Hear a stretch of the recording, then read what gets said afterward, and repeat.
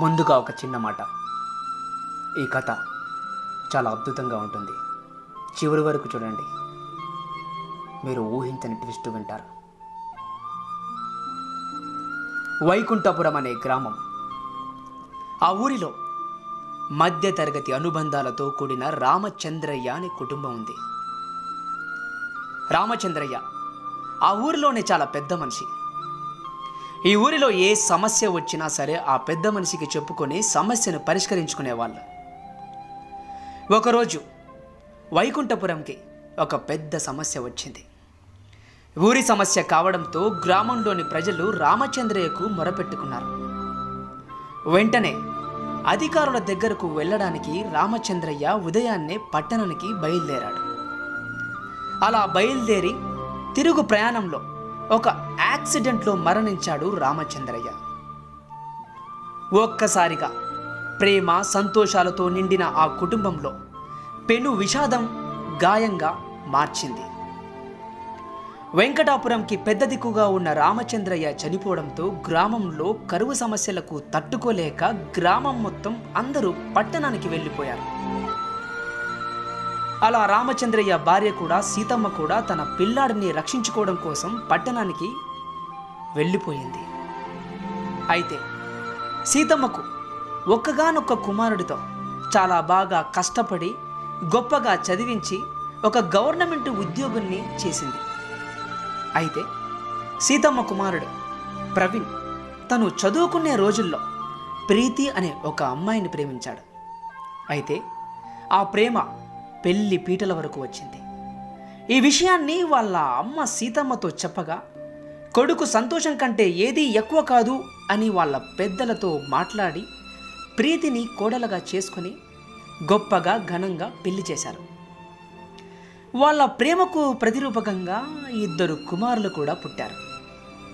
రోజులు గడుస్తున్న కొద్దీ సీతమ్మ కోడలు ప్రీతికి గొడవలు మొదలయ్యాయి. వయసు మీద పడడంతో ఏ పనులు చేసుకోలేని సీతమ్మ ఇంటికి భారంగా ఉంది అని అనరాని మాటలు అని సీతమ్మ గారిని మనసును బాధపెట్టే విధంగా మాట్లాడేది ప్రీతి. ఈ విషయాన్ని ప్రవీణ్కి చెప్పడంతో అటు అమ్మకు చెప్పుకోలేక ఇటు భార్యకు చెప్పుకోలేక సతమతమవుతూ ఉన్నాడు. ఒకరోజు అలా ప్రీతి మీ అమ్మను ఏదైనా అనాథ శరణాలయంలో చేర్పించు అని చెప్పింది. తండ్రి రామచంద్రయ్య చనిపోయిన తర్వాత తన తల్లి ఎంతో కష్టపడి ఉన్నత స్థానంలో పెట్టిన విషయాన్ని మరిచిపోయి తన తల్లిని ఒక అనాథ శరణాలయంలో చేర్చాడు.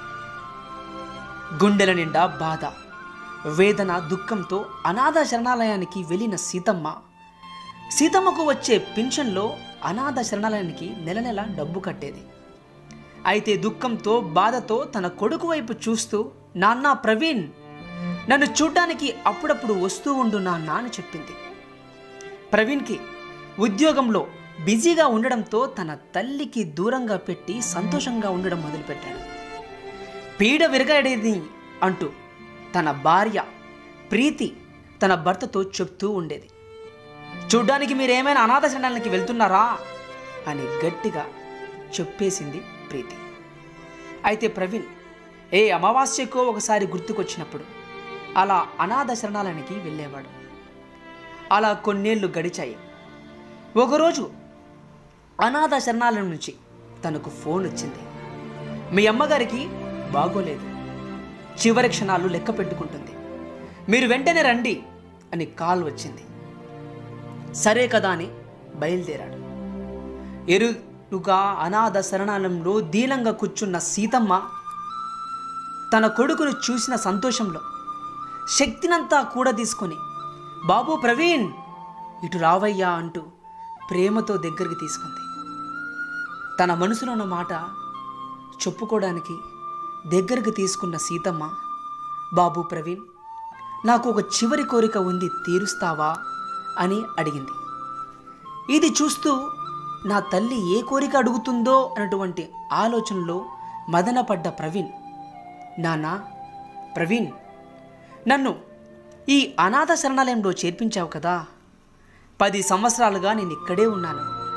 అయితే నాకు ఈ ఆశ్రమంలో ఫ్యాన్లు పెట్టించు, ఆహారం పాడవ్వకుండా ఒక ఫ్రిడ్జ్ కూడా కొను. ఇక్కడ నేను కొన్ని రోజులు తినకుండా పడుకున్నానురా. నాన్న ప్రవీణ్, ఇక్కడ ఎంతోమంది ముసలి వాళ్ళు పడుకున్న టైంలో దోమలతో కొడుతూ చాలా గడ్డు పరిస్థితుల్లో నిద్రపోతున్నారా. ఇక్కడ ఫ్యాన్లు, ఆహారం పాడవకుండా ఒక మంచి ఫ్రిడ్జు ఈ అనాథ శరణాలయానికి ఖచ్చితంగా నువ్వు కొని ఇస్తావా అని ప్రమాణం చేయించుకుంది. అయితే ప్రవీణ్ తన అమ్మతో ఇలా అంటున్నాడు, అమ్మా, ఇన్ని రోజుల నుంచి ఇక్కడే ఉన్నావు కదా, చాలాసార్లు నేను చూడ్డానికి వచ్చాను, ఇప్పుడు ఎందుకు చెప్తున్నావు అని అడిగాడు. బాబు ప్రవీణ్, నేను ఎలాగో వేడిని, ఆకలిని, బాధను తట్టుకున్నానురా. కానీ రేపు నీ పిల్లలు నిన్ను ఎలాగో ఇదే అనాథ శరణాలయంలో చేరుస్తారు. నీవు తట్టుకోలేవురా నాన్న అని చెప్పింది. మీకు అర్థమైందా? నువ్వు ఏమి విత్తుతావో అదే కోస్తావు. మరి మిత్రమా, వృద్ధాప్య దశలో ఉన్నటువంటి మీ అమ్మా నాన్న ఎక్కడ ఉన్నారు? ఇంట్లో ఉన్నారా లేక అనాథ శరణాలయంలో ఉన్నారా? నేనెప్పుడు చెప్పే చివరి మాట, సత్యమేవ జయతే, వందే మాతరం.